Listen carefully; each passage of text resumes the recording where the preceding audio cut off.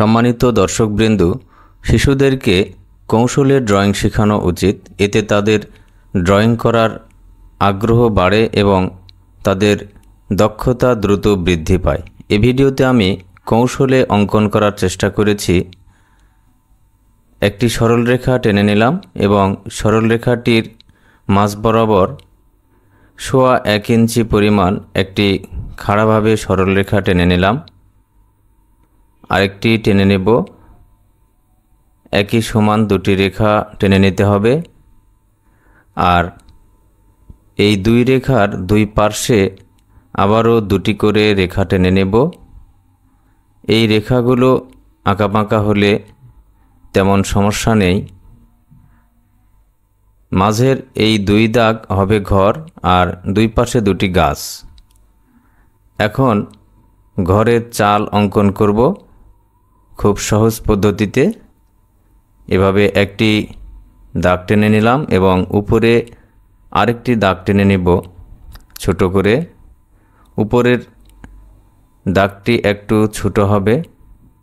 এখন উপরের এবং নিচের দুই দাগ এভাবে আরেকটি রেখা টেনে সংযোগ করে দেব। সহজে ঘরের চাল অঙ্কন হয়ে গেল। সামনের ভাগে একটি দরজা এঁকে নেব আর দরজার দুই পার্শ্বে দুটি জানালা এঁকে নেব। অঙ্কনটি আমি শুধু পেন্সিল দিয়ে করেছি যেন ছোট্ট বন্ধুরা দেখে দেখে অঙ্কন করতে পারে এবং তাদের ইচ্ছামতো কালার করে নিতে পারে। এখন চালের ঠিক নিচে এভাবে দুটি দাগ দিয়ে আরেকটি রেখা টেনে নেব। স্কেল ধরে টেনে নিলাম। এটি হবে ঘরের সামনের অংশ। এখন দুটি গাছ কমপ্লিট করব। গাছ অঙ্কন করা দেখুন কত সহজ। দুটি দাগের মাঝ বরাবর এভাবে ভি লেটার লিখে নিলাম।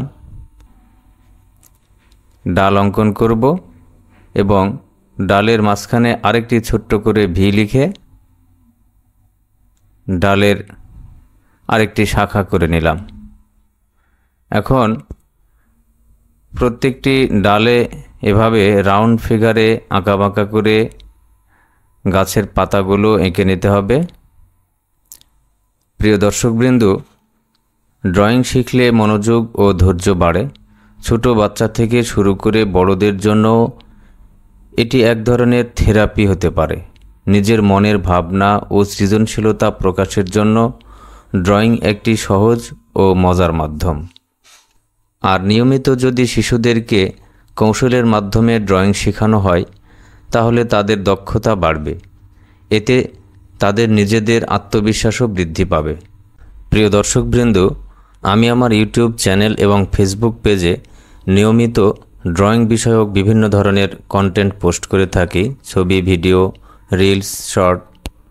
যাই হোক, এখন বাড়ির সামনে দিয়ে এভাবে একটি রাস্তা এঁকে নেব। দুটি দাগ টেনে নিচ্ছি। রাস্তাটির সামনের দিকে শুরু হবে এবং পিছনের দিকে, অর্থাৎ যেখান থেকে আমরা দেখছি কাছের অংশ একটু প্রশস্ত হবে, তাহলে ছবিটির গভীরতা প্রকাশ পাবে। আর কিছু ঘাস এঁকে নেব এভাবে। আমি সিম্পলভাবে শুধু ঘাসের পাতাগুলো এঁকে নিচ্ছি, কারণ ছোট্ট বন্ধুরা এবং যারা বিগিনার তারা ড্রয়িংটি দেখে দেখে ড্রয়িং করলে যেন পরবর্তীতে তাদের কালার করতে সুবিধা হয়। এ কারণে আমি সিম্পলভাবে ঘাস অঙ্কন করলাম। ঘাসে সবুজ কালার করতে হবে। যদি আপনারা কালার করেন সেক্ষেত্রে সবুজ কালার করবেন। আর দৃশ্যটির সৌন্দর্য বৃদ্ধির জন্য কয়েকটি ফুল গাছ এঁকে নেব। আমি সিম্পলভাবে একটি ফুল গাছ এঁকে নিলাম। ফুল গাছে দুটি পাতা এঁকে নেব। সিম্পলভাবে দুটি পাতা দুই পার্শ্বে এঁকে নেব। আর রাস্তার আরেক পার্শ্বেও সেমভাবেই একটি ফুল গাছ এঁকে নেব। ছোট্ট বন্ধুরা, তোমরা যারা ট্রাই করবে তোমরা তোমাদের পছন্দ মতো ফুল গাছ অঙ্কন করতে পারো। ফুল গাছ অঙ্কন করে নিয়ে কালার করলেই সৌন্দর্য বৃদ্ধি পাবে।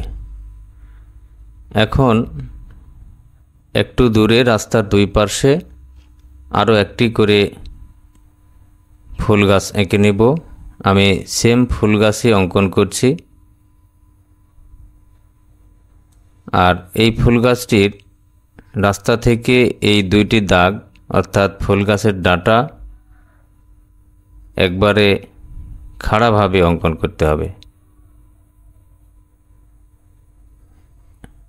একটু যদি হেলে যায় কোনো দিকে সেক্ষেত্রে ছবির সৌন্দর্য নষ্ট হবে। ফুল গাছ এঁকে নিয়ে পাতা এঁকে নেব। তোমরা তোমাদের ইচ্ছামতো কালার করবে অঙ্কন করার পরে।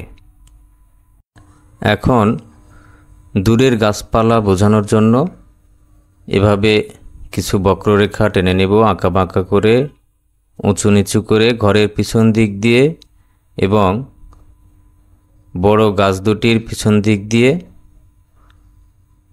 এই দাগটি দিয়ে নিতে হবে। আর গাঢ় সবুজ কালার করতে হবে, তাহলে দূরের দৃশ্যটি ফুটে উঠবে। আকাশে সূর্য এঁকে নেব। সূর্য একটি বৃত্ত এঁকে নিয়ে সূর্যের ছটাগুলো এরকমভাবে একটি ছোট একটি বড় করে এঁকে নিতে হবে। সম্মানিত দর্শকবৃন্দ, শিশুদের জন্য এই সহজ অঙ্কনটি কেমন হয়েছে কমেন্টে জানাবেন। ভালো লাগলে একটি লাইক দিবেন, শেয়ার করে অন্যকে দেখার সুযোগ করে দিবেন। ধন্যবাদ।